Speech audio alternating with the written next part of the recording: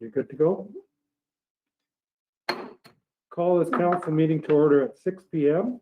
I need a motion for the adoption of the minutes, please. Resolved that the minutes of the regular meeting of council held at City Hall on January 25th, 2021 be adopted as circulated. Moved by Councillor Knox, seconded by Councillor Draycott. All those in favor? And that's carried. Thank you. We have no delegations this evening. We have some public hearings. We'll open the public hearing for boring bylaw 21-8716. Is there anyone here to speak to the hearing? No one registered. Need a motion to close the hearing, please. Moved by Councillor Buds and seconded by Councillor Espy. All those in favor? And that's carried. Thank you, Worship. For council's consideration tonight is to approve basically a bylaw to authorize a borrowing of up to $6 million for the completion of Saskatchewan Avenue West. This is not new to council. This is something that's been discussed in both in our capital planning and our operational planning, but this is one step further to actually have this approved. So we are planning on installing new water and sewer piping on Saskatchewan Avenue West between 4th Street and Elm Street. This new infrastructure will be installed in the avenue shoulders, replacing the current infrastructure that is under the paved avenue. And once completed, the current infrastructure will be decommissioned. This is phase one of a large project to renew the complete Saskatchewan Avenue in our city, with the next phase to follow in 2022, and obviously pending approval of funding through the Canada Infrastructure Program, and something that we've been talking about. The city has applied for the same funding for phase one of this project, a shared funding agreement that can fund up to 83.33% of the project's costs, although this funding's approval is not conditional to completing phase one of this project. And we've said this all along the way that we have no rate increases are expected as a city to city utility customers for this project. So it is a recommendation of your committee, and I so move that bylaw 21-8716, being a bylaw of the City of Portage la Prairie, to authorize a borrowing of up to $6 million for the completion of Saskatchewan Avenue West utility infrastructure project be given first reading. Moved by Councillor Buds and seconded by Councillor Espy. Any questions or comments on the motion? All those in favor of the motion? And that's carried. We'll open the public hearing for boring bylaw 21-8717. Is there anyone here to speak to the hearing? No one registered. Okay. Need a motion to close the hearing. Moved by Councillor Buds and seconded by Councillor Espy. All those in favor? And that's carried.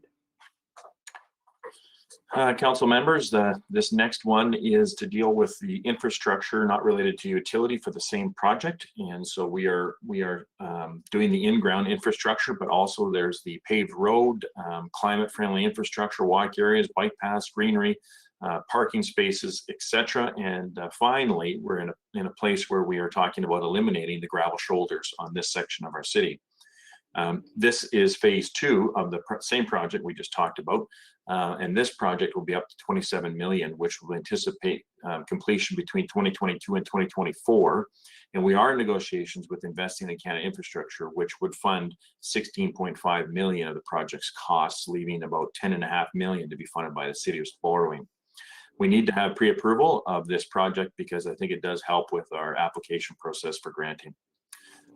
We've said this on many occasions. This has been a priority for our council, and no property tax increases are expected to city property owners for the completion of this project. And that is obviously pending this approval for funding from other sources, and the fact that we do have some maturing debt that is going to be coming paid in full, and then the associated payments we're making for that will be then redirected towards this project. It is recommendation of your committee, and I so move that bylaw 21-8717, being a bylaw of the City of Portage la Prairie, to authorize the borrowing of up to $10.5 million for the completion of Saskatchewan Avenue West General Infrastructure Project to be given first reading. Moved by Councillor Buds and seconded by Councillor Espy. Any questions or comments on the motion? All those in favor of the motion? And that's carried. Thank you. We'll move right into committee. First up is Finance Legislative Property Committee. Councillor Buds, please. Thank you, Your Worship. I did speak at our last committee meeting about the upcoming audit service plan. It is presented for council's approval here tonight. Just outlines the plan that is going to be completed by our new auditor, BDO LLP. Talks a little bit about the deadlines that we will be meeting and a small difference in the materiality number of $850,000. So I have nothing new to report on this particular item, and it is a recommendation of your committee, and I so move that the Council of City of Portage la Prairie approve the audit service plan with BDO LLP for the completion of the 2020 financials and consolidated financial statements. Moved by Councillor Buds and seconded by Councillor Espy. Any questions, comments on the motion? All those in favor of the motion? And that's carried. That does conclude my report. Thank you, Councillor Buds. City Planning and Economic Development, Councillor Meyer, please. Thank you, Your Worship. The City Planning and Economic Development Committee, I have nothing on the docket tonight. Thank you.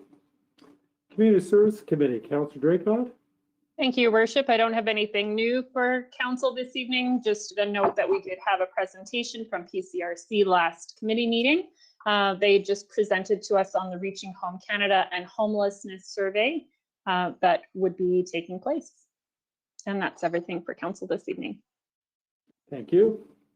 Councillor Ball, Waterworks Committee. Yes, Your Worship. We have a report on the WPCF upgrading status. The tasks undertaken since mid-December regarding the Portage la Prairie Water Pollution Control Facility upgrade include discussion and resolution of some details of the proposed project funding agreements with Manitoba Sustainable Infrastructure Secretariat. These have not yet been received. City staff and AECOM recently began development of a design build tender document for the design and construction of a utility maintenance shop and staff facility adjacent to the Operations Department Public Works Yard. A topographical survey was completed by the city staff. This facility will be needed by the city when the WPCF contract operator takes over the WPCF site, and those facilities are no longer available to the city. Federal and provincial funding under the ICIP program will not be increased for this work. 3 proponents have been selected to prepare submissions in response to a request for proposals and were notified of their success in achieving this objective. Submission debriefs were held with the 4 proponents who responded to the RFQ. The project agreement and request for proposal documents continue to be developed. It's intended to issue the RFP in March. The team held further discussion on technical aspects of the scope of the treatment components of the final contract. Defining the influent wastewater mass loading and quality is a key concern. Not all industrial treatment capacity requirements have been confirmed. These influent figures will set the wastewater loading limits to be incorporated into the service agreements. The functional design report, the upgrading cost estimate, and the application for funding did not consider any allowance for industrial expansion. Due to requests from industry to accommodate potential processing expansion, a few iterations of preliminary cost estimates have been generated for an expanded treatment facility. These additional capital costs would be 100% attributable to the respective industry, assuming no additional grant funding becomes available. These capital costs would be financed by Project Co and incorporated into the city's annual service payment. The team held further discussions on risk retention by the city and allocation to the contractor. The risk allocation is to be specified in the project agreement.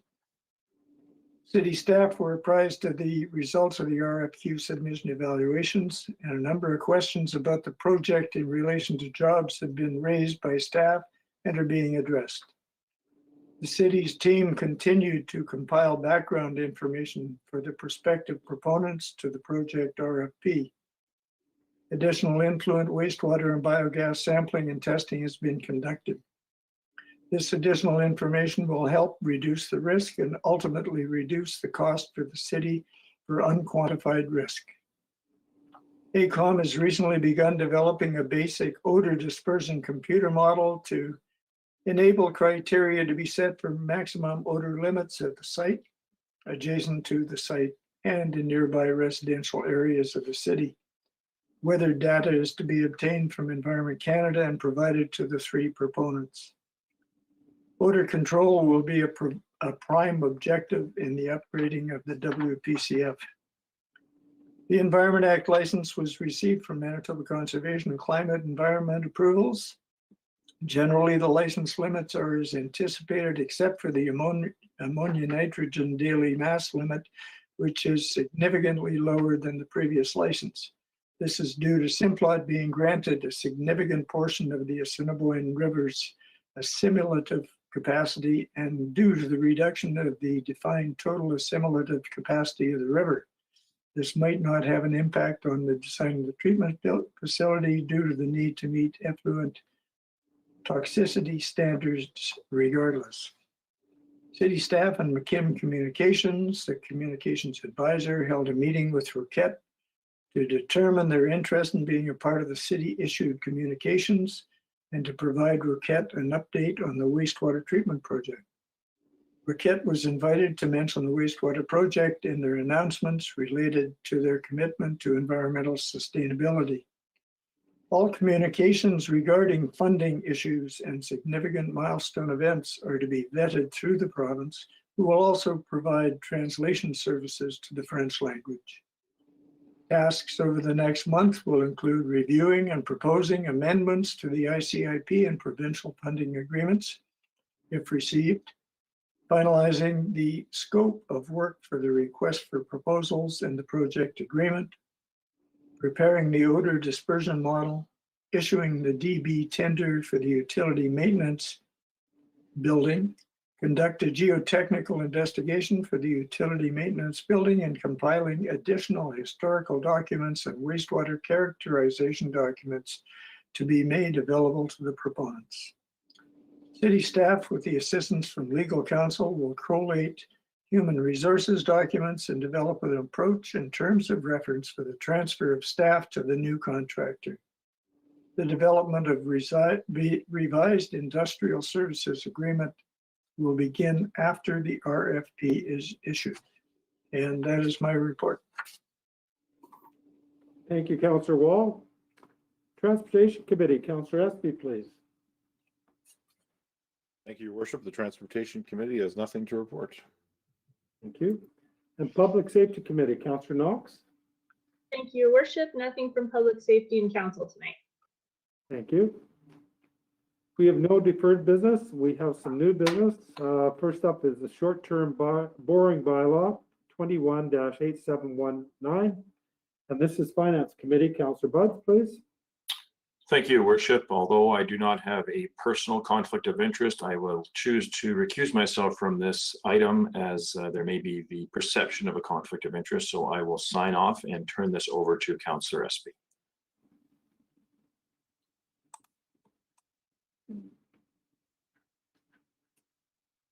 Councillor Espy. Thank you, Your Worship. So the short-term borrowing bylaw 21-8719. The City of Portage la Prairie has a line of credit for up to $3 million from our financial institution, of which any amount up to this limit can be drawn on to fund short-term cash resource gaps. There could be occasions where the line of credit is used to fund capital projects until the debenture debt is in place and issued. The administration has been accustomed to returning to council annually for approval of a borrowing bylaw for this purpose. To add efficiency to the process, the city's financial institution has agreed to accept a bylaw that would expire with the city's banking services agreement. This agreement expired January 1st, 2021, and has been renewed for 3 years. This provisional borrowing and has not been exercised in many years. Should this funding choice be exercised, interest charges would apply. It is the recommendation, and I so move, that bylaw number 21-8719 in support of a $3 million line of credit with the city's financial institution for the period up to January 1st, 2024 be given first reading. Moved by Councillor Espy and seconded by Councillor Knox. Any questions or comments on the motion? All those in favor of the motion? And that's carried. Next item of new business is the 2020 Solid Waste Annual Report, and this is for information, and this is Transportation Committee. Councillor Espy, please. Thank you, Your Worship. The city funds and operates several solid waste programs, including residential solid waste collection, curbside recycling, curbside yard waste collection, a compost site, a tree burning site, hazardous household waste disposal, electronic waste disposal, and the clean team. 876,855 kilograms, or approximately 66 kilograms per person of residential recyclable waste material was diverted from the landfill. The curbside yard waste program saw approximately 20,622 bags of compostable yard waste being picked up in May and October. This is up from 19,765 bags in 2019. During the Christmas tree pickup program, a total of 240 Christmas trees were recycled, and approximately 192,871 kilograms of tree waste was taken to the burn site throughout the year. The Portage District Recycling, Inc. accepts all designated household hazardous waste. The total of all residential solid waste, including garbage, recyclables, yard waste, trees, and e-waste for 2020 was 4,944 tons, with 1,554 tons being diverted from the landfill. The diversion rate for residential solid waste is 31.4%. And there is a chart attached that I invite you to check out. And that is for information. Thank you, Councillor Espy. Next item of new business is the 2020 Request for Service Database Report. And again, this is Transportation Committee. Councillor Espy.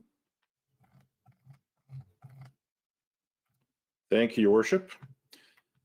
Concerns and requests for service are entered into the Cityworks database, submitted to the appropriate department, dispatched for action, then completed and closed. Should there be subsequent calls regarding reported complaints or concerns, the system allows all staff to see if a problem has already been reported, if it can be resolved, what stage it is at, and when completion can be expected. 1,679 calls were received and logged in 2020, summarized as follows. 2019 data is provided for comparison.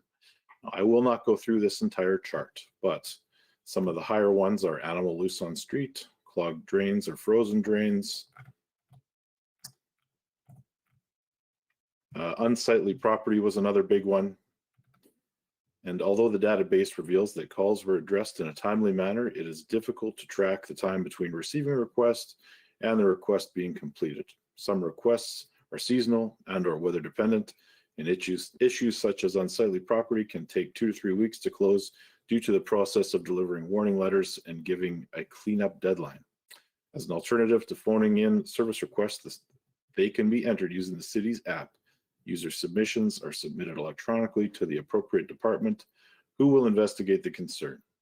Issues such as potholes, animals running at large, an illegally parked vehicle, or a downed tree can easily be reported from a smartphone or computer. Of the 1,679 service requests received in 2020, 112 of those were submitted with the app, compared to 105 in 2019 and 74 in 2018. And that too is for information. Thank you, Councillor Espy. We have no old business this evening. So council is adjourned at 6:19 p.m. and we'll move right into committee.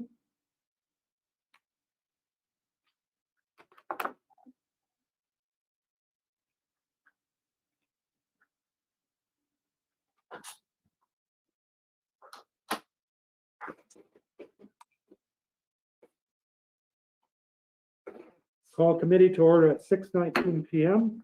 First up is Finance, Legislative and Property Committee. Councillor Buds, please. Thank you, Your Worship. Your committee has nothing to report at this time. Thank you. City Planning and Economic Development Committee. Councillor Meyer, please. Thank you, Your Worship. The City Planning and Economic Development Committee has nothing to report tonight. Thank you. And Councillor Draycott, Community Services Committee. Thank you, Your Worship. This evening, we do just have a report to council that will be coming to council next meeting. And it is just the appointment of our municipal noxious weed inspector and sub-inspectors. So similarly to previous years, it is a requirement annually that by March 1st that we do appoint a municipal noxious weed inspector and or sub-inspectors and notify Crop Industry Development and Manitoba Agriculture of the appointments. So for 2021, we do have Brian Taylor, Superintendent of Public Works. He'll be looking to be appointed as the city inspector for the year, and Kyle Troop, Lionel Brown, and Adam Carpenter will be looking to be appointed as sub-inspectors. So that will come to council next meeting to be voted on. And other than that, I do just want to give a brief update. I know it feels like it's the coldest night of the year tonight, and it might be temperature-wise, but we do know that the coldest night of the year fundraiser is actually coming up on February 20th, 2021. This is actually something that's being hosted by the Portage Community Shelter. Currently, there are 64 walkers registered, 17 teams, but there are still 12 days left, and I'm happy to report that the fundraising goal has been surpassed for the second time for the coldest night of the year fundraiser. And so we are looking to increase the goal and have that surpassed as well. So if you are interested in helping out the Portage Community Shelter, there is still time to register for this particular fundraiser. And it's a virtual walk that's being held on February 20th. So hopefully there are more people in the community that are willing and able to help out with this fundraiser for the community shelter. And that's all I have this evening, Your Worship. Thank you, Councillor Draycott. Councillor Wall, Waterworks Committee, please. Thank you, Your Worship. Your Waterworks Committee has no report this evening. There's a report, Your Worship. Councillor Wall, there's one report on priority projects for Water Services Board.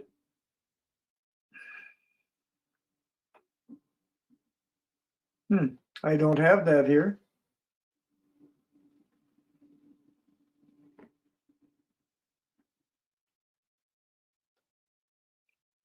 Let me see. Maybe I'm.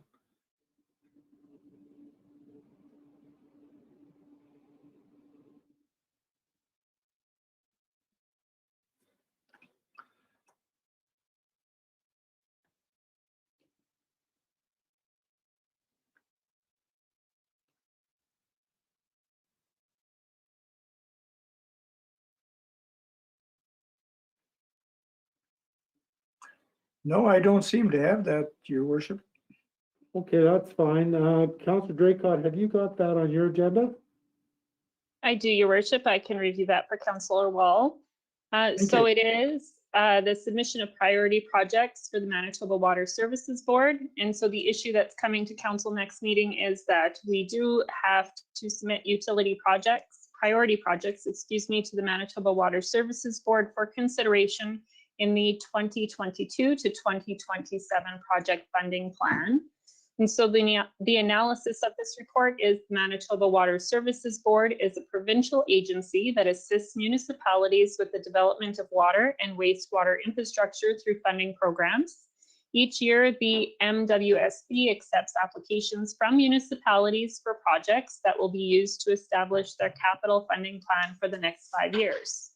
For the 2022 to 2027 plan, municipalities are to submit their top 5 priority projects as approved by council by February 28th, 2021 for consideration. Administration has reviewed and discussed the critical projects for utility infrastructure and proposed to submit applications for the following 5 projects. Number 1, McKay Reservoir roof replacement. Number 2, McMillan Industrial Park water and sewer separation and upgrading. Number 3, Poplar Bluff Force Main retwinning. Number 4, McMillan Industrial Park Water Main Renewal, and number 5, Alexander Avenue Water Service Looping. Projects funded through Manitoba Water Services Board are cost shared at 50%. So we can have discussion on this evening if there's any questions that Councillor Wall or myself or administration might be able to answer, and this would come to next council meeting for a vote. Any questions from council? Okay, thank you. Councillor Draycott. Transportation Committee, Espy, please. Thank you, Your Worship. The Transportation Committee has nothing to report. Thank you. And Public Safety Committee, Councillor Knox, please. Thank you, Your Worship. I just wanted to give a shout out to all of our city workers and first responders and other people in the city who have to work in this cold, frigid, deep freeze, and give them a shout out and thank you, and just hope that they stay safe over this next week. Okay, That's thank all. you. Thank you, Councillor Knox. So council committee is adjourned at 6:25 p.m. Thank you for coming out, everybody. Stay warm.